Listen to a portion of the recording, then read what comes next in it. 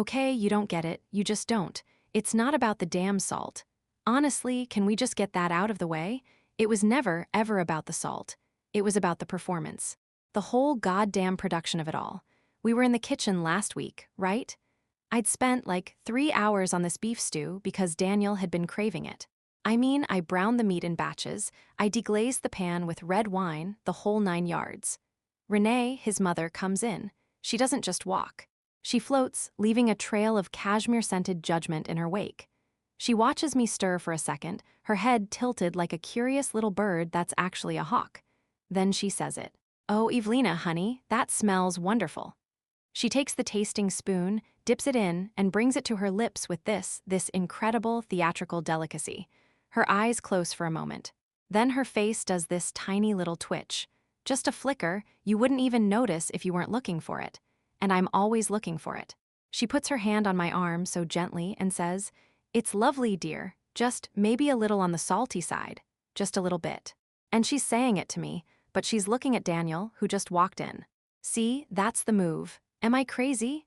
That's the whole fucking play. It's never a direct attack. It's a public performance of concern. So now I'm not just a wife who made dinner, I'm the incompetent daughter-in-law who can't even get the seasoning right, and her poor son has to eat it. And what does Daniel do? He gives that weak little smile and says, "Mom's the expert." God, I wanted to scream. My face got so hot, I swear to God. I just wanted to pour the whole pot on the floor. She does this all the time. Remember when I redecorated the guest room? She walked in, looked around, and said, "Oh, so bold. It's so uniquely you." And the way she said, "you" made it sound like a communicable disease. It's this constant, slow-drip poison of helpful comments. So a few months ago, I started recording. Just little voice memos on my phone when she's around. Not to be a psycho, but to prove to myself I wasn't imagining it. To show Daniel. But he never wants to listen. He always says, "That's just how she is." Well, for her 60th birthday next Saturday, everyone is going to hear how she is. I got her something. Something special. Not a scarf, not a damn gift card to her favorite bookstore. No, I got her a lesson in what she's always pretending to value, honest, direct communication. I'm giving her the gift of clarity. I'm giving the whole family a gift, really. They're all drowning in unspoken things, and I'm about to give them a life raft. It's for their own good, you know. It really, truly is. The week leading up to the party was tense. I mean, Daniel could tell something was up. He kept watching me while I was on my laptop, editing. I had the audio file from my phone, and I was just cleaning it up. Taking out the long pause before she spoke, amplifying her voice just a little so it was crystal clear. I even added a title card in my head, Renee's Masterclass in Passive Aggression, Episode 47. "What are you working on so intensely?" he asked one night, leaning over my shoulder. I minimized the window. "Just something for your mom's birthday." "Oh yeah. Did you end up getting her that cashmere throw she wanted?" "Something better," I said, and I couldn't help but smile. He just saw the smile, not the reason behind it, so he smiled back. God, the innocence. 2 days before the party, the guilt started to feel a little real. Daniel came home with this big, beautifully wrapped box. It was the cashmere throw. "Look," he said, avoiding my eyes. I got this, just in case. In case your gift is, I don't know, a little too creative." That's when I told him. I laid out the whole plan. The speech, the Bluetooth speaker, the big reveal. I explained it just like I explained it to you. Logically. Calmly. How this wasn't an attack, but an intervention. A way to finally break the cycle of her little digs and force everyone to actually talk to each other. I thought, honestly, that he would see the genius in it. His face just fell. It was like watching a building collapse in slow motion. "Evie, no," he whispered. "You can't. God, you absolutely cannot do that." "Why not?" I said, and my voice was getting louder. "Because you'd rather just live with it. Let her poke and prod me forever and you just stand there saying, 'That's just how she is.'" "It's her 60th birthday," he said, his voice pleading. "It's a party. It's supposed to be a celebration. You're going to humiliate her in front of 50 people. Our friends, our family." "It's not humiliation, Daniel, it's honesty." I was practically shouting now. "We're just putting the truth out on the table." He just sank onto the couch and put his head in his hands. "This isn't about honesty, Evie. This is about revenge. You're punishing her for not being the mother-in-law you want her to be. That stung. I mean, it really stung because maybe there was a tiny piece of truth in it, but I couldn't back down. Not now. Backing down would mean he was right, that she was right. It would mean I was just oversensitive, so I doubled down. I told him he was weak, that he'd been conditioned his whole life to accept her emotional manipulation. I told him I was doing this for him too, to set him free. He just looked at me, and all the fight went out of his eyes. It was worse than him yelling. It was just this profound exhaustion. "Fine," he said, so quietly I could barely hear him. "Do what you have to do, but don't say I didn't warn you." He got up and went into the bedroom, closing the door behind him. And I just stood there, clutching my laptop, feeling this righteous, terrible fire in my chest. He didn't get it, but he would. They all would. The party was exactly as you'd imagine. Perfectly, sickeningly pleasant. It was at their house, the one I'd once called uniquely you. And the backyard was a sea of fairy lights and white linen tablecloths. Every detail was curated, from the little silver buckets of champagne to the jazz trio playing softly by the rose bushes. Everyone was there. Daniel's aunts and uncles, cousins I barely knew, Renee's book club friends who all looked like her, just in different pastel shades of expensive knitwear. The air smelled of grilled salmon, freshly cut grass, and a kind of suffocating, polite contentment. It was a perfect picture of a perfect family, and I felt like a lit match walking through a fireworks factory. Daniel was a ghost. He stayed by my side physically, a warm body next to mine, but he wasn't really there. He'd barely spoken to me for 2 days. He held my hand, but it was limp, like he was holding a glove he'd forgotten he was wearing. Every time someone came up to us, he'd put on this bright, brittle smile. "Evelina is doing great, just started a new project at work," he'd say, and the second they walked away, the smile would just vanish, leaving his face looking hollowed out. I, on the other hand, was buzzing. My heart was hammering against my ribs, a frantic drumbeat against the smooth jazz. I was nervous, yeah, but it was the kind of nervous you get before a big performance. I felt important, necessary. I was the surgeon about to cut out the cancer that everyone else was pretending was just a beauty mark. Then came the gifts. A beautiful first edition copy of Virginia Woolf from her book club. A weekend trip to a vineyard from Daniel's father, Robert. Then Daniel's sister, Chloe, gave this teary-eyed speech about what a wonderful mother and role model Renee was, how she taught her to be strong and kind. Everyone applauded, dabbing their eyes. It was a symphony of familial love, and my turn was next. I was about to conduct a train wreck. Daniel squeezed my hand, a silent, desperate, last-ditch plea. I squeezed back, a gesture I meant to be reassuring but probably felt like a threat. I stood up, holding the small, sleek Bluetooth speaker in my hand. It felt impossibly heavy. "Hi, everyone," I started, my voice ringing out a little too loud in the sudden quiet. "Renee, happy birthday. I was thinking about what to get you, and you know, physical gifts are lovely, but they fade. A sweater gets a hole, a trip becomes a memory. So I wanted to give you something more lasting. Something that could, I think, benefit all of us." I could see the confusion on people's faces. They were expecting a joke, maybe a poem. Renee was looking at me with that gentle, expectant smile, but it was a little strained at the edges, like she was holding it in place with sheer will. "I've been thinking a lot about family," I continued, my pre-rehearsed words flowing out, "and about what keeps a family strong. And I think it's communication. Real, honest, direct communication. The courage to say what we really mean, you know? Not to hide behind niceties or worry about hurting feelings when the truth is what really matters. So my gift to you, to all of us, is a conversation starter." I held up the speaker. It was small and black and looked obscene in the middle of all the pastel and cream. Daniel looked like he was going to be physically sick. I saw his father, Robert, a quiet, stoic man I'd always liked, frown slightly, a deep line appearing between his brows. I didn't care, I was on a roll. I pressed the play button on my phone. For a second, there was just a faint hiss of digital silence. And then, her voice. My recording was perfect. Crystal clear, slightly amplified, stripped of all context and warmth. "It's lovely, dear, just maybe a little on the salty side, just a little bit."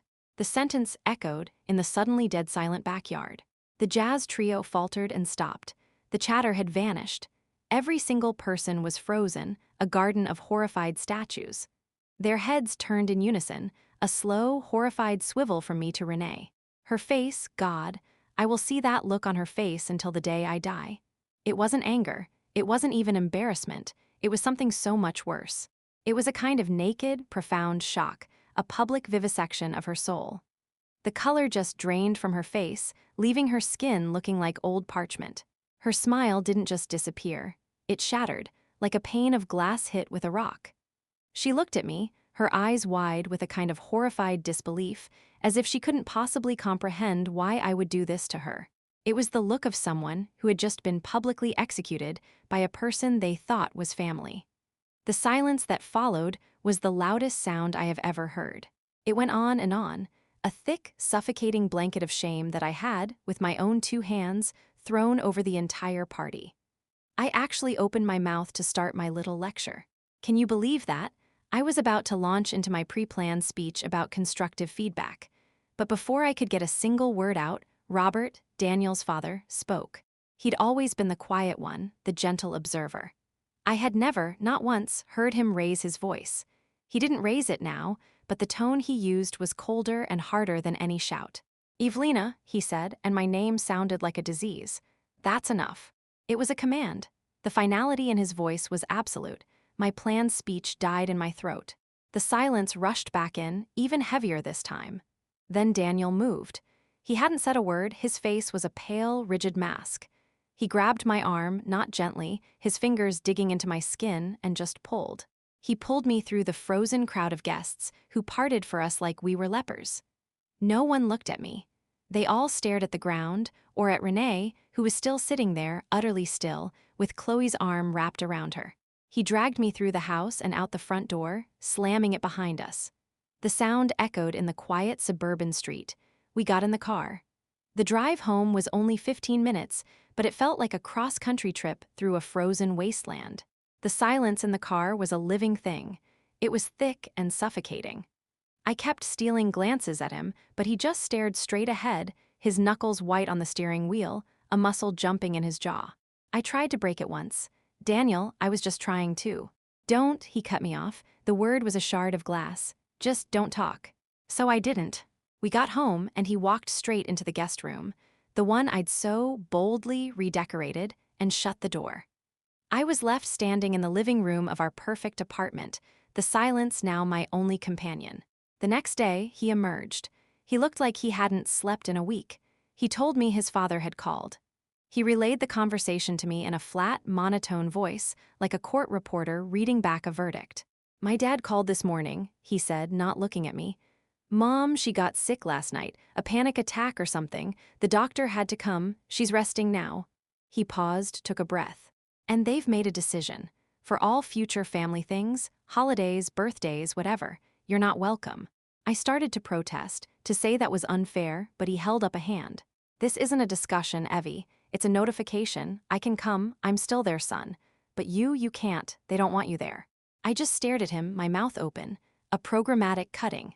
A formal severance. It wasn't a messy fight, it was a surgical removal. Then he delivered the final blow, the one that still rings in my ears. "My mom said something to my dad," he said, his voice cracking just a little. "She said she wasn't trying to communicate, Robert. She just wanted to hurt me. She wanted everyone to see me be small. And you know what? She was right." That was it. That was the third-party echo. The words I couldn't argue with, bouncing off the walls and hitting me right in the chest, knocking all the self-righteous air out of my lungs for good. Months crawled by. Our apartment, once a place of comfort, became a museum of unspoken things. Every room was filled with the ghost of that night. Daniel and I coexisted. We were polite, like roommates who didn't know each other very well. We talked about groceries, about bills, about who would take out the trash. We never talked about his family. We never talked about his mother. It was a locked door in the middle of our marriage, and neither of us had the key.